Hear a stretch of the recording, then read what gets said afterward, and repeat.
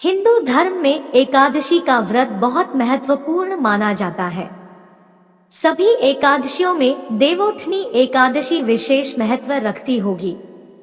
इस दिन श्रीहरि 4 माह बाद योग निद्रा से जागते हैं और चातुर्मास की समाप्ति होती है।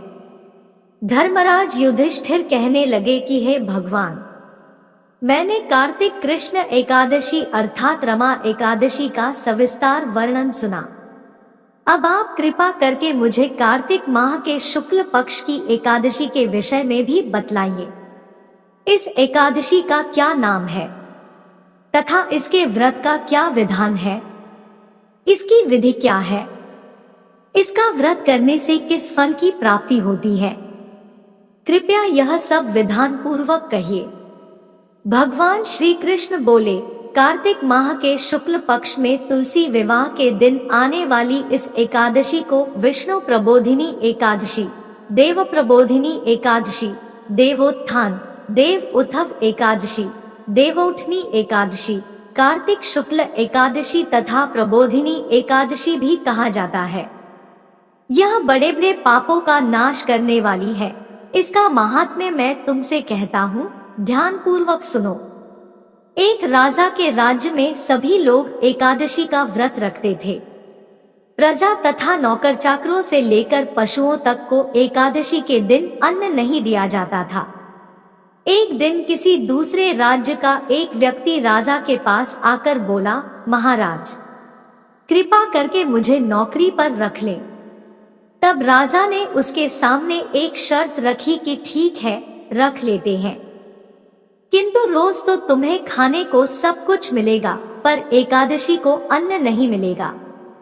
उस व्यक्ति ने उस समय हाँ कर ली, पर एकादशी के दिन जब उसे फलाहार का सामान दिया गया तो वह राजा के सामने जाकर गिड़गिड़ाने लगा, महाराज, इससे मेरा पेट नहीं भरेगा, मैं भूखा ही मर जाऊंगा, मुझे अन्न दे दो। राजा ने उसे शर्त की बात याद दिलाई, पर वह अन्न छोड़ने को तैयार नहीं हुआ। तब राजा ने उसे आटा, दाल, चावल आदि दिए। वह नित्य की तरह नदी पर पहुंचा और स्नान कर भोजन पकाने लगा। जब भोजन बन गया तो वह भगवान को बुलाने लगा, आओ भगवान, भोजन तैयार है। उसके बुलाने पर पीतांबर धारण किए भगवान चतुर्भुज रूप में आ पहुंचे तथा प्रेम से उसके साथ भोजन करने लगे। भोजनादि करके भगवान अंतर्धान हो गए तथा वह अपने काम पर चला गया। 15 दिन बाद अगली एकादशी को वह राजा से कहने लगा कि महाराज, मुझे दुगुना सामान दीजिए। उस दिन तो मैं भूखा ही रह गया। राजा ने कारण पूछा तो उसने बताया कि हमारे साथ भगवान भी खाते हैं, इसीलिए हम दोनों के लिए ये सामान पूरा नहीं होता। यह सुनकर राजा को बड़ा आश्चर्य हुआ। वह बोला, मैं नहीं मान सकता कि भगवान तुम्हारे साथ खाते हैं। मैं तो इतना व्रत रखता हूँ, पूजा करता हूँ, पर भगवान ने मुझे कभी दर्शन नहीं दिए।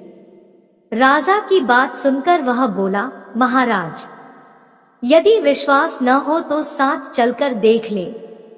राजा एक पेड़ के पीछे छिपकर बैठ गया। उस व्यक्ति ने भोजन बनाया तथा भगवान को शाम तक पुकारता रहा, परंतु भगवान न आए। अंत में उसने कहा, हे भगवान, यदि आप नहीं आए तो मैं नदी में कूदकर प्राण त्याग दूंगा। लेकिन भगवान नहीं आए। तब वह प्राण त्यागने के उद्देश्य से नदी की तरफ बढ़ा। प्राण त्यागने का उसका दृढ़ इरादा जान शीघ्र ही भगवान ने प्रकट होकर उसे रोक लिया और साथ बैठकर भोजन करने लगे। खा पी कर वे उसे अपने विमान में बिठाकर अपने धाम ले गए। यह देख राजा ने सोचा कि व्रतोपवास से तब तक कोई फायदा नहीं होता जब तक मन शुद्ध न हो। इससे राजा को ज्ञान मिला। वह भी मन से व्रतोपवास करने लगा और अंत में स्वर्ग को प्राप्त हुआ। एक राजा था, उसके राज्य में प्रजा सुखी थी। एकादशी को कोई भी अन्न नहीं बेचता था, सभी फलाहार करते थे। एक बार भगवान ने राजा की परीक्षा लेनी चाहिए। भगवान ने एक सुंदरी का रूप धारण किया तथा सड़क पर बैठ गए। तभी राजा उधर से निकला और सुंदरी को देख चकित रह गया। उसने पूछा, हे सुंदरी, तुम कौन हो और इस तरह यहाँ क्यों बैठी हो? तब सुंदर स्त्री बने भगवान बोले, मैं निराश्रिता हूँ। नगर में मेरा कोई जाना पहचाना नहीं है, किससे सहायता मांगू? राजा उसके रूप पर मोहित हो गया था। राजा बोला, तुम मेरे महल में चलकर मेरी रानी बनकर रहो।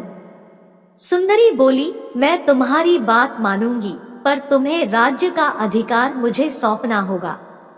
राज्य पर मेरा पूर्ण अधिकार होगा। मैं जो भी बनाऊंगी तुम्हें खाना होगा। राजा उसके रूप पर मोहित था, आधा उसकी सभी शर्तें स्वीकार कर ली। अगले दिन एकादशी थी। रानी ने हुक्म दिया कि बाजारों में अन्य दिनों की तरह अन्न बेचा जाए। उसने घर में मांस मछली आदि पकवाएं तथा परोस कर राजा से खाने के लिए कहा।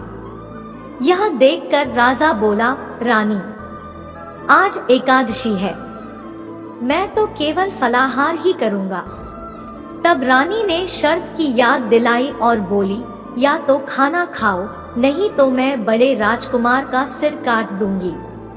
राजा ने अपनी स्थिति बड़ी रानी से कही तो बड़ी रानी बोली, महाराज, धर्म न छोड़े, बड़े राजकुमार का सिर दे दे। पुत्र तो फिर मिल जाएगा, पर धर्म नहीं मिलेगा। इसी दौरान बड़ा राजकुमार खेलकर आ गया। माँ की आंखों में आंसू देखकर वह रोने का कारण पूछने लगा तो माँ ने उसे सारी वस्तुस्थिति बता दी। तब वह बोला, मैं सिर देने के लिए तैयार हूँ। पिताजी के धर्म की रक्षा होगी, जरूर होगी। राजा दुखी मन से राजकुमार का सिर देने को तैयार हुआ तो रानी के रूप से भगवान विष्णु ने प्रकट होकर असली बात बताई, राजन, तुम इस कठिन परीक्षा में पास हुए।